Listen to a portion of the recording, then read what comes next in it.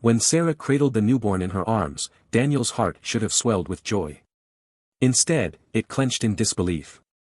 The child's skin, a warm shade darker than either of theirs, raised questions he couldn't ignore. That night, while Sarah rested in the hospital, Daniel swabbed the baby's cheek for a DNA test. Days later, the results arrived. The child had African ancestry.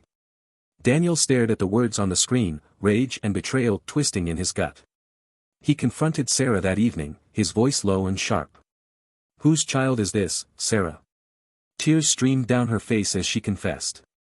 "It had been a brief affair, a terrible mistake. But he's still your son, Daniel.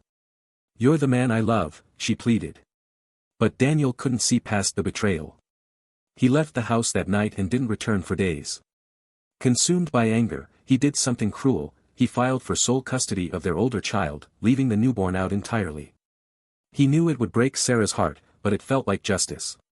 Months passed, the bitterness consuming him. But one evening, he saw a photo Sarah had sent of the baby, his half-smile, the tiny dimple in his cheek. Daniel realized he had been punishing an innocent child. He met Sarah at a park, watching as she held the baby with tenderness. "I was wrong," he said, his voice cracking. "I've been cruel. He may not be my blood, but I won't abandon him." Sarah looked at him, a glimmer of hope in her tear-filled eyes.